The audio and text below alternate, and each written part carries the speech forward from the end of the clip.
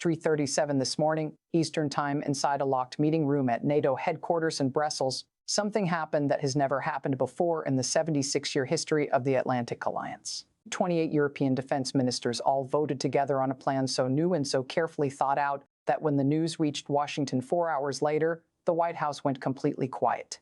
No press conference, no statement, no angry tweets, just silence. And I need you to understand how serious what I am about to tell you really is, because what happened in that room was not just an official protest from one country to another. It was a planned response, using both money and military power to Donald Trump's threat to pull American protection away from Europe. And the effects are so big that they will change how the whole world works for the next 50 years, if you care about America's place in the world. If you understand that what happens over the next 72 hours will decide whether the United States stays a superpower or becomes a lone and cut-off nation, you need to subscribe right now and turn on notifications, because the next 3 days will show whether European leaders were just making empty threats, or whether they just set off the biggest shift in world alliances since the end of World War II. Here is what we know. According to 3 separate sources, 2 people who work inside NATO headquarters and 1 senior advisor to French President Emmanuel Macron, the emergency meeting was called at 11:30 p.m. Brussels time last night. This happened after Trump posted on Truth Social, threatening to pull all American forces out of Europe unless European nations quickly raise their defense spending to 5% of their total economy within 90 days. The post, which went live at 6:47 p.m. Eastern Time yesterday, was not just tough bargaining. It was a serious threat to tear down the security system that has kept Europe from having a major war for nearly 8 decades. Within 4 hours of that post, secret-coded messages were sent from the French Foreign Ministry to every NATO member country. The message was clear: emergency minister meeting, all must attend, total secrecy required. Many sources, and I mean people who are connected to both European defense organizations and American spy agencies, are telling me that the vote taken this morning was not just about making a formal complaint. It was about starting up backup plans that have been written down since 2017, but were never meant to actually be used. The plan, according to someone who read the 47-page document that was shared with defense ministers 2 hours before the vote, describes a combined European response made up of 3 parts. First, quickly building up European military forces that work on their own, separate from NATO's command. Second, targeted economic actions against American technology and financial companies working in Europe. Third, reaching out to China to propose security cooperation plans in the Indo-Pacific region. Here's what makes this different from every other crisis between Europe and America. According to Professor Henrik Larsson, who teaches international security at the Copenhagen Institute and has advised 3 European governments on NATO policy, this is the first time since 1949 that European countries have, at the same time, threatened American economic interests, suggested different security arrangements, and done so with complete agreement across all 28 nations, including governments in Poland, the Baltic states, and the United Kingdom that have traditionally been strong supporters of America. The unity itself is the weapon. When France alone threatens American interests, Washington can cut off and put pressure on Paris. When 28 nations move together with pre-planned timelines for action, everything changes completely. Now, let me show you exactly what happened, and why everyone who understands European politics is calling this the most important moment in relations between Europe and America since the Suez Crisis of 1956. Here's what you need to understand about the 72 hours that just broke the Atlantic Alliance apart, and why what happens next will decide whether America stays the protector of the Western world or becomes a hired guard demanding payment for protection, like a mob boss shaking down small businesses. Let me walk you through exactly how we got here, because the timeline is very important and every single step was recorded. Tuesday, February 18th at 2:14 p.m. Eastern Time, Donald Trump holds a rally in South Carolina where he tells the crowd that European nations are laughing at America, enjoying American protection while spending almost nothing on their own defense. The line that gets the biggest applause: why are we protecting people who won't protect themselves? They're rich. They can afford it. Maybe it's time we send them a bill. This is not a new statement. Trump has been saying things like this for 9 years. What is different this time is what happens next. Wednesday, February 19th at 9:30, the German newspaper Der Spiegel publishes leaked internal polling from the German Defense Ministry, showing that 67% of Germans now believe the United States is an unreliable security partner and that Germany should build its own nuclear weapons for protection. The poll, which was ordered 3 months earlier, was meant to be a private internal study. The leak was done on purpose. According to 2 sources who know about the German government's communication plans, The leak was approved at the highest levels to send a message to Washington. Europe is getting ready for America to walk away, whether Trump wins re-election or not. Thursday, February 20th at 11:15 a.m., French President Emmanuel Macron delivers a speech at the Sorbonne, outlining his vision for European strategic independence. The phrase strategic autonomy is a diplomatic code, which means Europe must build its own military strength without depending on American protection. Macron proposes a European defense fund worth $500 billion over 10 years, shared European air defense systems, and a single European military command that would operate separately from NATO when American and European interests do not match. This speech gets a standing ovation from French lawmakers and is quickly supported by Germany, Italy, Spain, and Poland. Friday, February 21st at 4 p.m. Donald Trump responds on Truth Social. The post is 847 words long, which is unusual for Trump, who usually keeps his social media posts short. The length itself shows this is not a casual comment, but a carefully planned statement of policy. The post accuses European leaders of being ungrateful, forgetting about American sacrifice in 2 world wars, and living off America like a parasite. Then comes the direct threat. If European nations do not immediately agree to spend 5% of their total economy on defense within 90 days, the United States will start pulling its forces out of Europe on a schedule set by the Department of Defense. America will not keep paying for the defense of nations that refuse to defend themselves. Here is what most people do not know about that 90-day ultimatum. According to a former National Security Council worker who served under both Republican and Democratic presidents, the demand for 5% of GDP is not a bargaining number that was meant to be agreed to. It is a trap designed to be turned down. The current NATO guideline calls for 2% of GDP, and only 11 out of 31 NATO members are even meeting that. Demanding 5%, which would force European nations to more than double their defense budgets within 3 months during peacetime, is financially impossible and politically deadly for any European leader to agree to. The demand was designed to give America a reason to leave by making sure Europe would say no. Saturday, February 22nd at 10:30 a.m., the Estonian Prime Minister, whose country shares a 183-mile border with Russia, holds a press conference in Tallinn. Estonia is one of the few NATO members that already spends more than 3% of its total economy on defense. The Prime Minister's voice breaks with emotion as she describes what it would mean for Baltic security if America walked away. She calls Trump's ultimatum a betrayal of serious treaty promises and warns that if America pulls out of Europe, Estonia will have no choice but to seek protection from whatever other countries are willing to protect Estonian land. The statement is broadcast across European news media. The message is clear. If America abandons its allies, those allies will find new protectors. And those protectors might be China or even Russia if the deal is right. Sunday, February 23rd. Silence. No statements from European capitals, no emergency NATO meetings, no public responses to Trump's threat. The silence itself is frightening. According to a diplomatic reporter for The Guardian who has covered Europe-America relations for 15 years, the silence means they are working together behind the scenes. When European governments respond right away to American moves, each country takes its own separate position, and Washington can take advantage of those differences. When European governments all go quiet at the same time, it means they are planning a shared response behind closed doors. Monday, February 24th at 6 p.m., Brussels time. Secret coded messages go out from the French Foreign Ministry to every NATO member country. The message, according to someone who was told its contents within hours, is simple. Emergency Minister Meeting. Tuesday, 11:30 p.m. Attendance is mandatory. Bring your defense minister and no one else. Maintain complete secrecy. The fact that the meeting is called for late at night instead of normal business hours shows how serious this is. The fact that only defense ministers are invited, not foreign ministers or heads of state, shows this is about military backup planning, not diplomatic talks. Now, here is where it gets dangerous. Let me tell you who these defense ministers are and why this specific group of people meeting at this specific moment is the biggest threat to American world leadership since the Vietnam War split. Western unity apart. Start with France's Sébastien Lecornu, 37 years old, the youngest defense minister in French history, a former close ally of Macron, and the designer of France's Indo-Pacific strategy, which has already led to French military cooperation agreements with India, Australia, and Japan, clearly designed to work independently of American command structures. Lecornu is not someone who longs for the Cold War and mourns the loss of French glory. He is a practical, no-nonsense thinker who believes the 21st century will have many world powers, and that France must stand as its own independent power rather than just being a country that follows America. Then there is Germany's Boris Pistorius, who took office just 13 months ago and has already overseen the largest increase in German defense spending since German reunification. Pistorius represents a new generation of German security thinking that rejects the peaceful approach that shaped German foreign policy for 75 years after the war.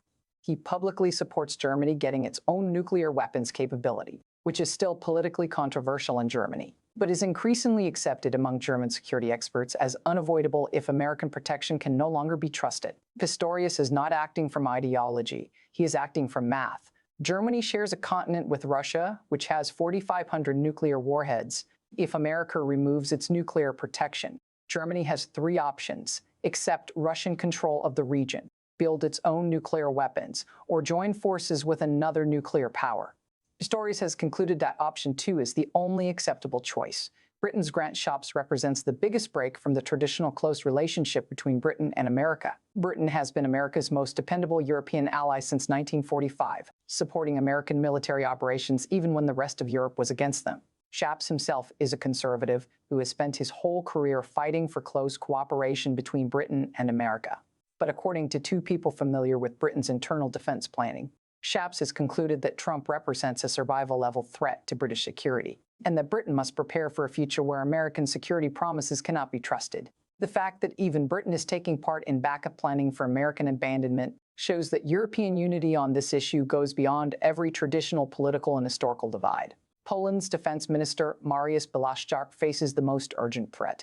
Poland spends 3.9% of its total economy on defense, far exceeding NATO guidelines, and hosts more American troops than any European country except Germany. Poland has done everything America has asked, and yet Poland is still included in Trump's threat to withdraw. According to a senior Polish diplomat who spoke to European reporters anonymously, Poland being included in the ultimatum was the moment Polish leaders decided that American protection could no longer be trusted, no matter how much Poland cooperated. If spending nearly 4% of its total economy on defense while hosting American forces is still not enough to guarantee American protection, then no amount of Polish commitment will ever be enough, which means Poland must find other ways to protect itself. These 4 men, plus 24 others representing every European nation from Portugal to Estonia, sat in a secure conference room at NATO headquarters for 3 hours and 17 minutes. No staff, no aides, no translators, just defense ministers and a single recording device creating an official record. According to someone who was told what happened in that room, within 6 hours of the meeting ending, the discussion was not about whether to respond to Trump's ultimatum. It was about when to put into action the backup plans that have existed as drafts since 2017 and how to keep European countries united while doing so. The vote was unanimous. All 28 nations, including longtime American allies who had opposed building a separate European defense for decades because they preferred American protection, voted to start a 3-part response, combining military, economic, and diplomatic actions. The resolution gets permission for immediate action without needing any more minister approval. The defense ministers gave themselves the power to act, which means Europe's response can begin within days instead of months. But here is what worries me the most. And this is the part that should truly frighten anyone who understands how competitions between great world powers actually work in real life, not just in theory. The resolution includes a secret attachment of about 200 pages laying out specific timelines for action and ways to enforce them. According to someone who has been told about parts of the attachment, it includes plans for European economic retaliation, targeting American technology companies working in Europe, American financial institutions with European operations, and American farm exports to European markets. The targeting is very precise, designed to cause the maximum political pain to American voters and businesses, while keeping damage to European economies as low as possible. If you are finding this valuable, hit that like button right now, because this story is about to get a lot more complicated and you will want to be here for all of it. The algorithm decides whether this analysis reaches the people who really need to understand what is happening before it is too late, and every like tells the platform that this matters. Here is the specific reason that makes this response completely different from every past trade dispute between Europe and America. European retaliation will not target random American products. It will target products and companies in the swing states that Trump needs to win to be reelected. According to a European trade official who reviewed the targeting analysis, the retaliation focuses on farm products from Iowa, Wisconsin, and Pennsylvania, technology companies with major operations in Arizona and Nevada, and financial services based in New York and North Carolina. The European Commission has apparently done calculations showing that targeted retaliation affecting these specific industries in these specific states would cost Trump between 1.2 and 1.8 percentage points in each state, which in a close election would be the difference between winning and losing. This is not trade policy. This is election warfare. European leaders have concluded that the only way to save the Atlantic Alliance is to make sure Trump loses re-election, and they are willing to use Europe's economic power to influence American domestic politics. According to Professor Sarah Krebs, who teaches at Cornell University and studies how countries use economic power, this represents a level of European interference in American democracy that has never been seen before. But it is interference that European leaders justify as self-defense against a threat that could destroy European security entirely. Now, here's where this gets really bad. The third part of the European response involves officially reaching out to China to propose security cooperation in the Indo-Pacific region.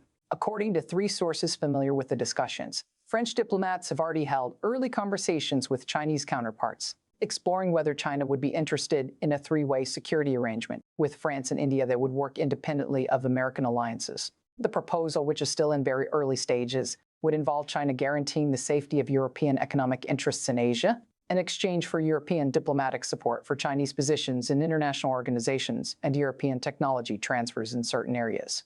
This is the nightmare situation that American strategic planners have feared since 2017, a Europe-China alignment that leaves America isolated between 2 unfriendly sides.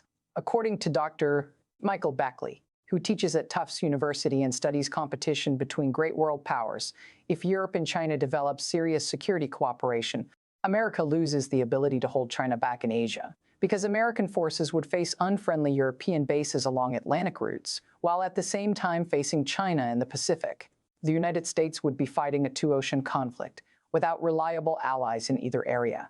And it gets worse. According to secret NATO reports that were leaked to German media 3 months ago, Russia is closely watching the tensions between Europe and America and is getting ready to take advantage of any crack in Western unity. The report, prepared by NATO intelligence analysts, concluded that if American forces pull out of Europe, Russia would have a 12 to 18-month window before European defense buildup creates a believable and independent ability to stop Russian aggression. During that window, Russia could grab territory in the Baltic states or Ukraine with little risk of an effective Western response. The report concluded that if America withdraws from Europe, Russia would likely take military action within 2 years. Let me bring this all together because we are running out of time and the clock is ticking faster than most people realize. The European defense ministers, who all voted together this morning, are not bluffing. They have the legal authority to carry out military, economic, and diplomatic responses without needing any more political approval.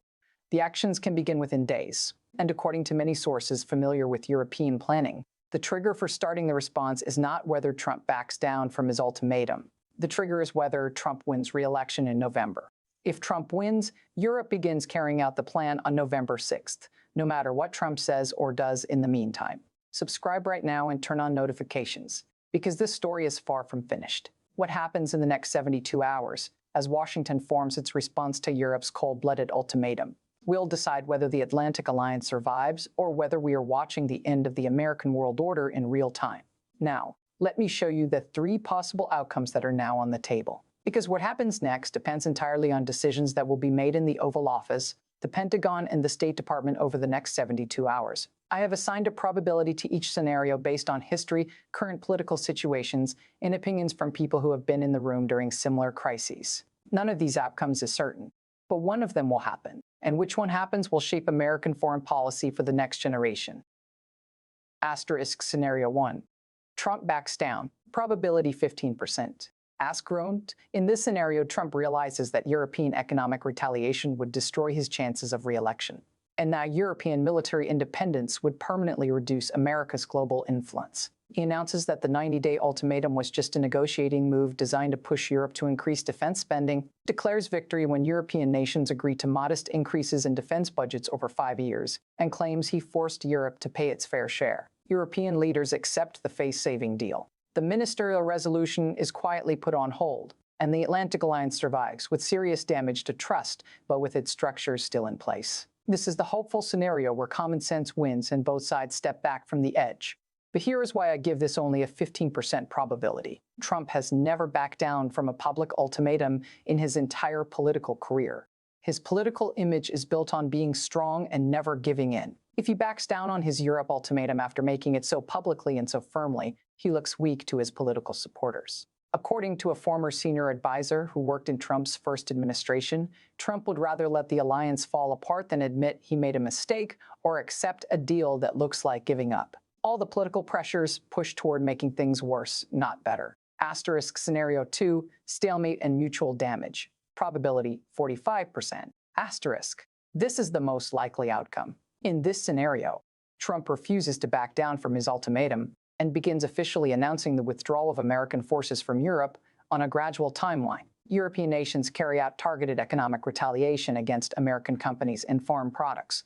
Both sides cause economic damage to each other while avoiding a complete break. American forces gradually decrease from about 65,000 troops currently stationed in Europe to perhaps 20,000 to 25,000 over a 2-year period. European defense integration speeds up, but it takes years to produce fully capable independent forces. During the transition period, European security gets weaker, and Russia takes advantage of the opportunity to make limited territorial gains in disputed regions. This scenario represents a slow, managed decline of the Atlantic Alliance rather than a sudden collapse.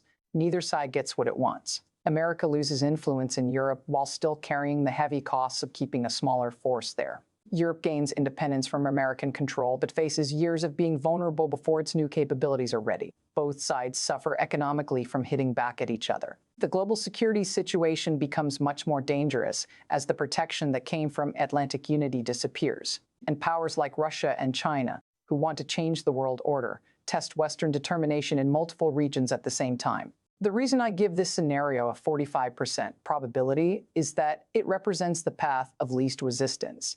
It requires no big dramatic decisions from either Trump or European leaders. It unfolds through small steps, each one that seems reasonable on its own, but together they lead to a strategic disaster. This is how great power alliances usually fall apart, not through dramatic breaks, but through a slow wearing away of trust and commitment that speeds up until it becomes impossible to turn back. Scenario 3, complete break and realignment. Probability 35%. This is the scenario that should keep everyone up at night. In this scenario, Trump not only refuses to back down, but speeds up the timeline, announcing a complete American military withdrawal from Europe within 12 months. European nations respond by carrying out full economic retaliation, including kicking out American technology companies, restricting American financial institutions, and officially recognizing China's claimed zone of influence in the South China Sea. The NATO alliance officially falls apart or becomes an empty shell with no real meaning.